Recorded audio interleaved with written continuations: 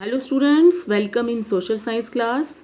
Students, class 8th geography chapter 2 land, soil, water, natural vegetation and wild life resources में हमने पिछली video में discuss किया था what is natural vegetation and wild life. और आज हम इस वीडियो में डिस्कस कर रहे हैं डिस्ट्रीब्यूशन ऑफ नेचुरल वेजिटेशन, कि नेचुरल वेजिटेशन का डिस्ट्रीब्यूशन कहाँ कहाँ होता है और किस किस टाइप की जो वेजिटेशन जो है वो कहाँ कहाँ पाई जाती है, उसके बारे में हम डिस्कस करेंगे।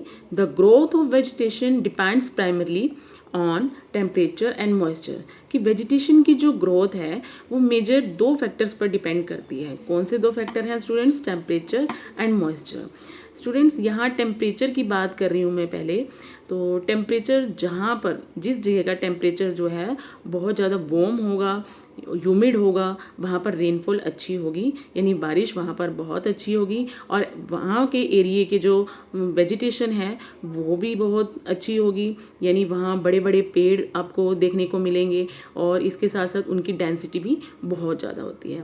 और इसके साथ साथ दूसरा फैक्टर है मॉइस्चर, कि ऐसी जगह, ऐसे एरिया जहाँ की सॉइल के अंदर मॉइस्चर रहता है, मॉइस्चर रिटेन रहता है, तो ऐसी जगह पर भी क्या होती है, वेजिटेशन जो होती है वो बहुत प्रॉपरली ढंग से होती है और डेंस्ड होती है। तो ये दो फैक्टर्स जहाँ प्रॉपरली मिलेंगे, टेम्परेचर भी जहाँ पर ह्यूमिड और वार्म मिलेगा, मॉइस्चर जहाँ पर अच्छा होगा, तो इन दोनों फैक्टर से क्या होगा, वेजिटेशन जो है वो बहुत अच्छी होगी, यानी पेड़ पौधे जो हैं उनकी डेंसिटी भी बहुत होगी और उनकी हाइट भी, यानी कि आपको बड़े बड़े पेड़ जो है वो देखने को मिलेंगे उस जगह। The major vegetation types of the world are grouped as forest, grassland, scrubs and tundra. तो इस हिसाब से, यानी टेम्परेचर और मॉइस्चर के हिसाब से जो वेजिटेशन है उसको कुछ टाइप्स में ग्रुप किया गया है, कुछ टाइप्स में बांटा गया है, such as forests, grasslands, scrubs and tundra. अब हम इनकी बात करते हैं, इनके बारे में डिस्कस करते हैं students. In areas of heavy rainfall huge trees में थ्राइव, कि जहाँ बहुत ज़्यादा रेनफॉल होती है तो वहाँ आपको बड़े बड़े ट्रीज जो हैं वो थ्राइव कर सकते हैं, यानी कि बड़े बड़े ट्रीज जो हैं वो आपको मिलेंगे वहाँ पर। द फॉरेस्ट आर दस associated with areas having abundant water supply. और इस तरह से क्या होता है कि ऐसी जगहों पर फॉरेस्ट क्रिएट हो जाते हैं, यानी घने घने जंगल से वो बन जाते हैं, जिन एरियाज़ में क्या होता है कि वाटर सप्लाई जो होती है वो अबेंडेंट होगी।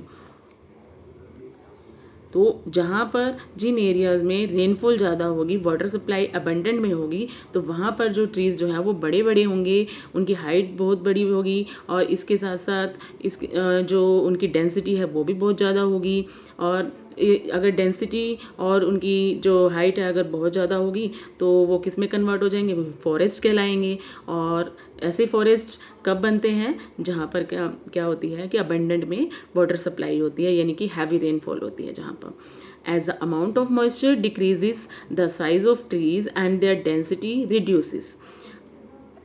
और जैसे ही जिन एरियाज में मॉइस्चर का जो अमाउंट है वो डिक्रीज हो जाता है, कम हो जाता है, ट्रीज़ की हाइट, ट्रीज़ का जो साइज़ है वो भी कम हो जाता है, एंड द डेंसिटी रिड्यूसेस, और उनकी डेंसिटी भी क्या हो जाती है, रिड्यूस हो जाती है, कम हो जाती है।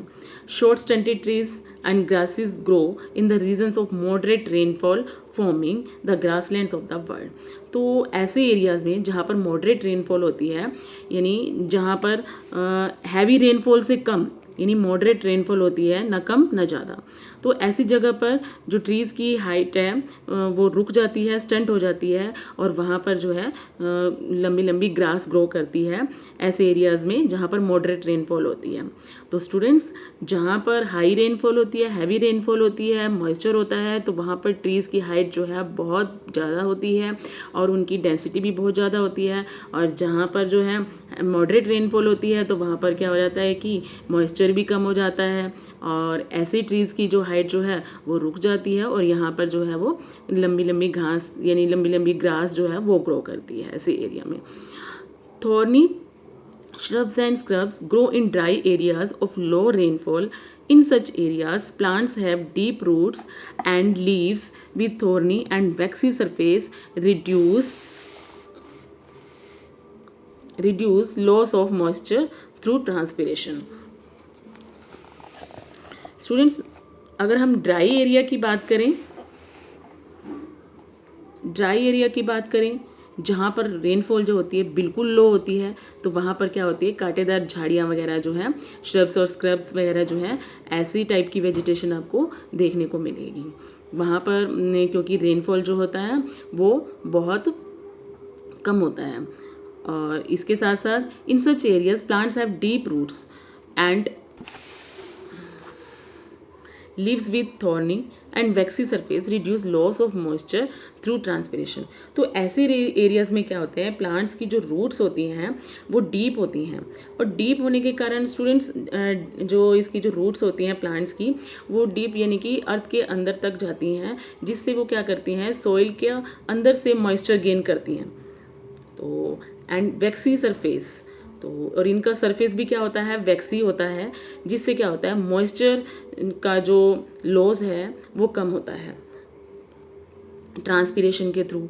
स्टूडेंट्स, ट्रांसपिरेशन वो प्रोसेस होता है जिसमें क्या होता है, लीव्स और फ्लावर्स के थ्रू जो है प्लांट्स के अंदर लीव्स और फ्लावर्स के थ्रू क्या होता है, वाटर का इवेपोरेशन बहुत ज़्यादा होता है।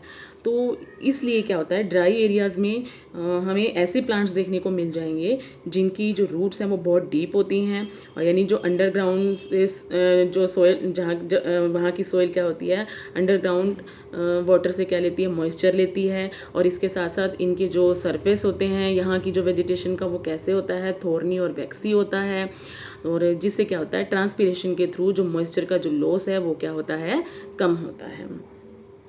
Tundra vegetation of cold polar regions comprise of mosses and lichens. और इसके अलावा जो कोल्ड पोलर रीजन्स होते हैं स्टूडेंट्स, बिल्कुल पोलर रीजन्स जो बिल्कुल नॉर्थ पोल और साउथ पोल की तरफ जो होते हैं, तो वहाँ पर टुंड्रा वेजिटेशन पाई जाती है, जस्ट लाइक मोसिस यानी और लाइकेंस। मोसिस और लाइकेंस जस्ट आपने देखा होगा स्टूडेंट्स की, जैसे बारिश के दिनों में हरी काई जम जाती है, तो इस टाइप की जो है वेजिटेशन जो है आपको वो देखने को मिलेगी कोल्ड रीजन्स में, कोल्ड पोलर रीजन्स में।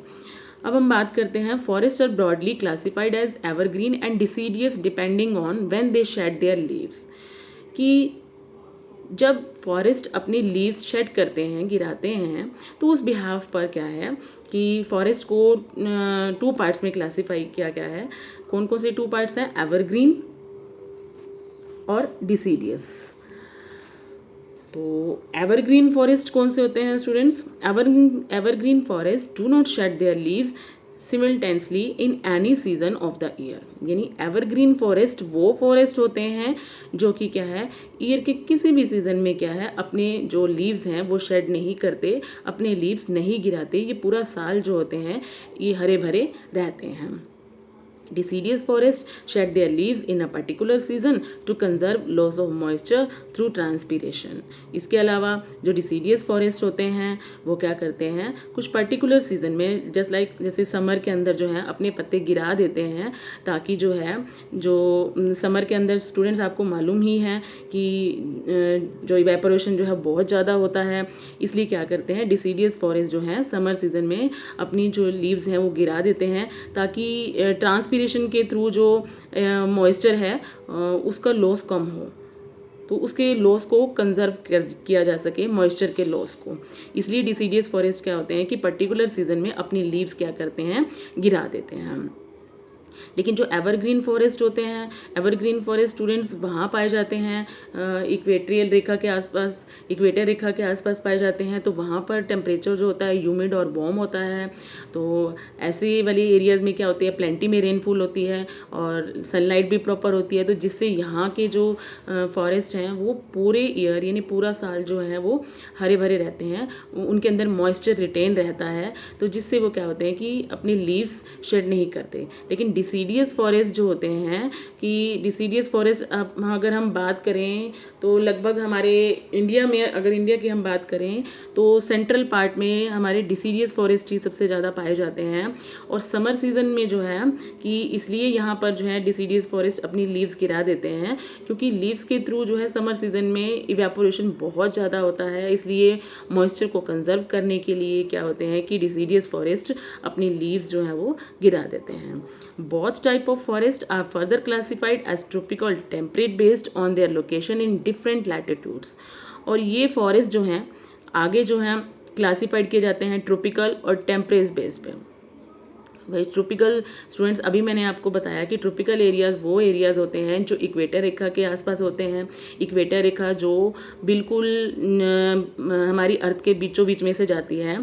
तो आपने लैटिट्यूड कैंसर लैटिट्यूड और कैप्रिकॉर्न लैटिट्यूड के बारे में किया होगा 6th क्लास में। तो कैंसर और कैप्रिकॉर्न के बीच का जो पार्ट होता है वो ट्रॉपिकल एरिया कहा जाता है। तो यहाँ का जो क्लाइमेट है, यहाँ का जो टेम्परेचर है वो बहुत ज़्यादा ह्यूमिड और वार्म होता है, जिससे यहाँ पर बारिश जो है प्लेंटीफुल होती है, बहुत ज़्यादा प्लेंटी में होती है। तो ऐसे में क्या होता है कि यहाँ के जो पेड़ वगैरह हैं, जो ट्रीज़ वगैरह जो है, वेजिटेशन जो है वो अपनी लीव्स जो है वो जल्दी से शेड नहीं करते हैं। और टेम्परेट एरियाज वो होते हैं जहाँ पर टेम्परेचर जो है मॉडरेट रहता है। तो ऐसे एरियाज़ में क्या होते हैं कि जो डिसीडियस फॉरेस्ट जो पाए जाते हैं वो पर्टिकुलर सीजन में जो है अपनी लीव्स गिरा देते हैं मॉइस्चर को कंजर्व करने के लिए। ठीक है, तो you have learned in detail about the various forest types, there distribution and the associated animal life in the previous class. कि स्टूडेंट्स इसमें ये कहा गया है कि आपने फॉरेस्ट और फॉरेस्ट की टाइप के बारे में प्रीवियस क्लास में आप पढ़ चुके हो। आपने पढ़ लिया है कि कितने टाइप के फॉरेस्ट होते हैं, देयर डिस्ट्रीब्यूशन, उनका डिस्ट्रीब्यूशन कहाँ कहाँ है, and the associated animal life in the previous class. और इनसे जुड़ी जो इन वेजिटेशन, इन फॉरेस्ट के अंदर जो एनिमल्स रहते हैं, तो जो एनिमल्स इनके साथ जुड़े हुए हैं उन सब के बारे में आपने प्रीवियस क्लास में पढ़ लिया है। Today there are many more people in the world than there were 2 centuries बैक। स्टूडेंट्स, अगर हम 2 centuries बैक की बात करें तो उस टाइम से अब तक जो है बहुत ज़्यादा लोग जो है वो बढ़ चुके हैं। To feed the growing numbers large areas of forest have been clear to grow crops. तो इतनी बड़ी पॉपुलेशन को फीड करने के लिए, यानी उनके लिए फूड का इंतज़ाम करने के लिए इतनी बड़ी पॉपुलेशन को कि फॉरेस्ट को क्या है लार्ज नंबर्स में कट किया जा रहा है, क्लियर किया जा रहा है। क्योंकि जनसंख्या बढ़ेगी तो स्टूडेंट्स फूड की डिमांड बढ़ेगी, फूड की डिमांड बढ़ेगी तो क्या होगा कि फॉरेस्ट कट करके जो है क्रॉप्स ग्रो की जाएंगी, यानी एग्रीकल्चर की जाएगी। और जिससे क्या होगा कि फॉरेस्ट कट होंगे तो उससे क्या होगा कि हमारे जो वैल्यूएबल रिसोर्स, जो फॉरेस्ट से हमें इन वैल्यूएबल रिसोर्सेज से हमें बहुत कुछ मिलता है, वो क्या हो जाएंगे कि वैनिश हो जाएंगे, धीरे धीरे ख़त्म हो जाएंगे। इसलिए आज के टाइम की ये अर्जेंट नीड है कि हमें इस वैल्यूएबल रिसोर्स को क्या करना है, कंजर्व करना है, बचा कर रखना है। स्टूडेंट्स, आई थिंक ये टॉपिक जो है डिस्ट्रीब्यूशन ऑफ नेचुरल वेजिटेशन का आपको अच्छे से समझ आ गया होगा। अब अगर आपको टॉपिक से रिलेटेड कोई क्वेरीज हैं तो वो आप कमेंट बॉक्स में डाल सकते हो, और साथ साथ मेरे चैनल को, मेरी वीडियो को जो है वो सब्सक्राइब और लाइक करना ना भूलिए। Thank you.